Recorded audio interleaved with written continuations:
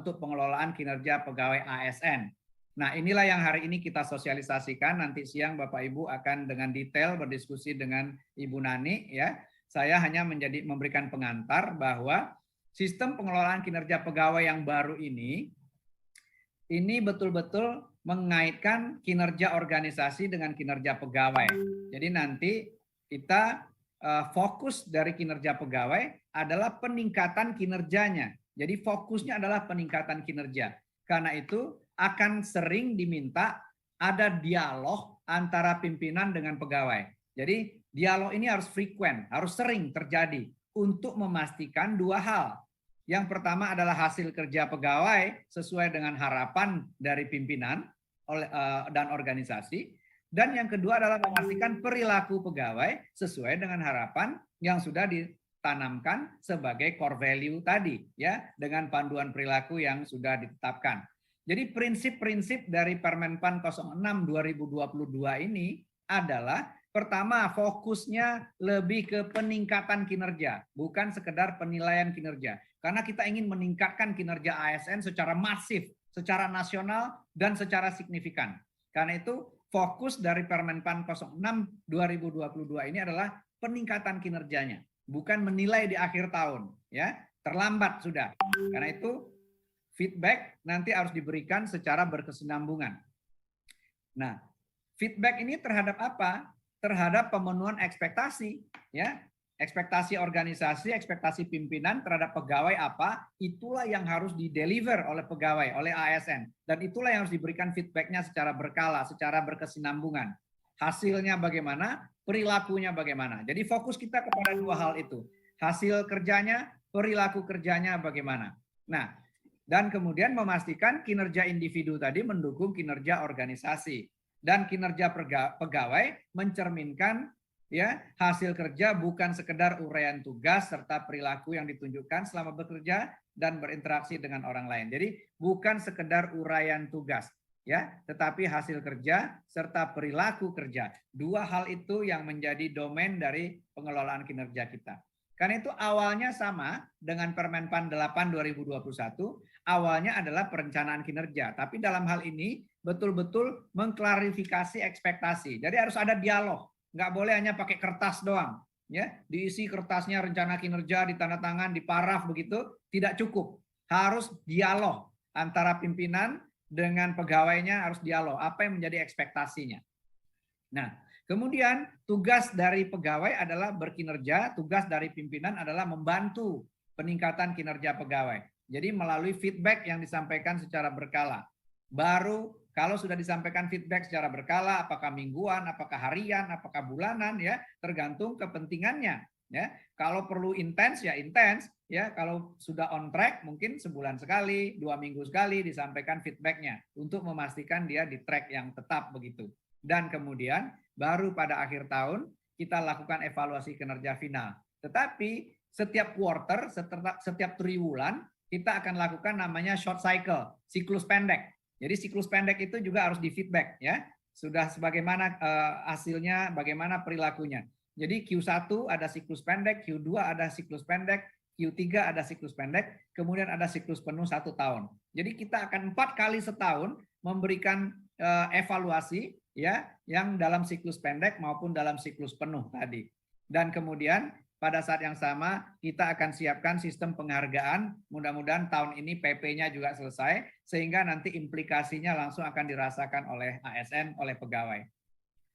Jadi sekali lagi, hasil kerja penting, sesuai dengan ekspektasi, harapan dari pimpinan, harapan dari organisasi, tapi yang tidak kalah pentingnya adalah Bapak Ibu bekerja dengan panduan perilaku yang sudah dirumuskan sesuai dengan core value yang sudah di-launching oleh Bapak Presiden tadi. Ada 21 panduan perilaku, masing-masing 3 untuk core value yang kita sudah sepakati tadi. Nah, inilah yang kemudian akan mendukung ya sistem pengelolaan kinerja kita ini akan mendukung mekanisme kerja agile yang nanti akan diceritakan oleh Bu Rini. Bagaimana kita bisa ditugaskan di unit berbeda, di kementerian berbeda bahkan ya, dan itu dalam bentuk organisasi yang cross function.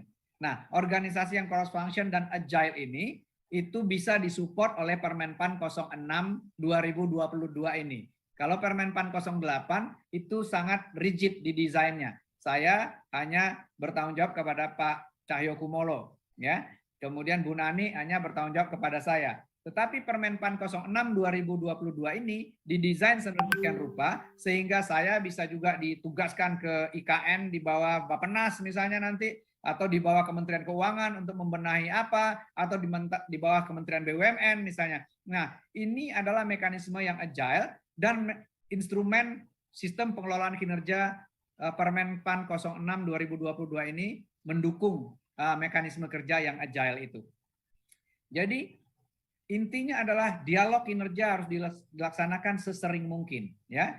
Dialog ini termasuk mengapresiasi pencapaian-capaian dari karyawan, dari pegawai, kemudian apakah karyawan kita memiliki kesulitan dalam bekerja, perlu dicarikan solusinya, itu bagian dari dialog kinerja. Dan kemudian apakah perilakunya sudah sesuai dengan panduan-panduan perilaku dan tidak lagi terlalu rigid dengan angka kredit yang sudah ditetapkan butir-butir kegiatannya oleh instansi pembina. Saat ini instansi Anda, pimpinan Anda yang menentukan apa yang menjadi ekspektasi terhadap kinerja Anda, dan itulah nanti yang akan menjadi ukuran kinerja Anda, termasuk ukuran untuk promosi, untuk mendapatkan kenaikan gaji dan lain-lain. Karena pada saat yang sama, kami juga sedang membongkar konsep jabatan fungsional yang insya Allah sebentar lagi juga akan kita launching, ya, bahwa jabatan fungsional ini makin lama juga makin fleksibel untuk mendukung mekanisme kerja yang agile dan fleksibel tadi.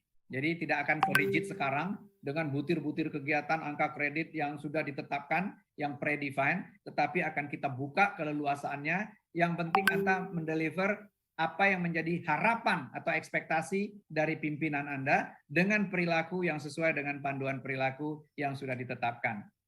Nah, inilah nanti yang akan menjadi ukuran kinerja kita. Apakah hasil kerja kita baik dan perilaku kita baik? Kalau iya, maka saya akan ada di sini. Kalau hasil kerja saya baik tapi perilakunya belum baik, maka saya akan ada di area sini, ya.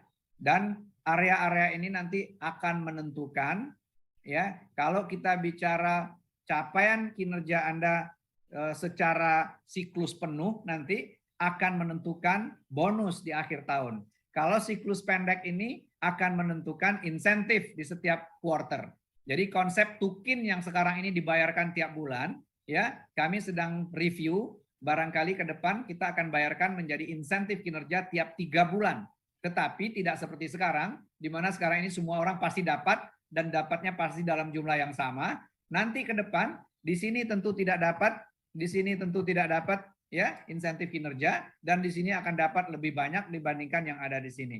Ini sedang kami godok juga PP terkait dengan total reward itu. Nah, begitu juga siklus penuh nanti ini tentu tidak layak dapat bonus, ini tentu tidak layak dapat bonus, dan orang ini akan dapat bonus lebih banyak dibandingkan orang ini. Jadi hasil predikat kinerja kita nanti akan bermanfaat untuk insentif bonus, akan bermanfaat untuk penyesuaian gaji, akan bermanfaat untuk klasifikasi talenta Anda, apakah Anda akan masuk ke talent pool atau Anda justru adalah orang yang akan didorong keluar dari ASN karena tidak menjalankan perilaku sesuai dengan yang diharapkan. Jadi nanti ini tidak dapat insentif, tidak dapat insentif bonus, ini akan dapat maksimal, ini akan dapat minimal. Kalau ada anggaran untuk penyesuaian gaji, ya, kalau nanti kita punya anggaran untuk penyesuaian gaji, ini orang itu tidak layak mendapat kenaikan gaji, ini tidak layak mendapat kenaikan gaji, ini akan dapat kenaikan gaji yang maksimum, ini akan dapat kenaikan gaji yang minimum.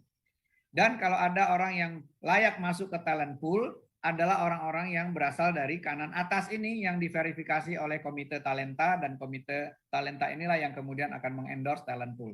Dan bagaimana kalau saya ada di sini? Kalau saya ada di sini, berarti saya tidak menjalankan perilaku sesuai dengan apa yang menjadi panduan perilaku ASN. Artinya apa? Saya akan didorong keluar karena saya dianggap tidak cocok menjadi ASN. Jadi orang-orang yang tidak menjalankan perilaku sesuai dengan harapan panduan-panduan perilaku tadi, mungkin tidak cocok jadi ASN. Mungkin dia cocok jadi saudagar, jadi entrepreneur. Kenapa? karena jabatan aja dijual beliin nama dia, apalagi sembako, ya. Mendingan dia jualan sembako atau jualan minyak goreng saja, mungkin cuannya lebih besar daripada jual beli jabatan, ya. Karena itu kita akan berani membuat sistem, ya, sistem yang mendorong orang keluar kalau memang tidak cocok menjadi ASN. Cocok atau tidaknya menjadi ASN ditentukan oleh seberapa Anda mampu menghasilkan hasil kerja dan berperilaku sesuai dengan panduan perilaku. Saya kira itulah esensi dari Permenpan 06 2022 yang hari ini kita akan sosialisasi. Mudah-mudahan ini secara masif bisa menggerakkan perubahan perilaku ASN, perubahan kinerja ASN, sehingga kita betul-betul bisa loncat 2024 menjadi ASN yang berkelas dunia seperti yang diharapkan oleh Bapak Presiden. Saya kira itu yang ingin saya sampaikan. Terlebih kurangnya saya mohon maaf, tidak ada maksud apa-apa kecuali membantu bagaimana ASN ini bisa lebih cepat bertransformasi menjadi ASN yang profesional, yang tidak hanya bicara hasil kerja, tetapi juga bicara perilaku kerja yang sesuai dengan budaya yang kita mau bangun bersama. Terima kasih sekali lagi. Billahi taufik wal hidayah. Assalamualaikum warahmatullahi wabarakatuh.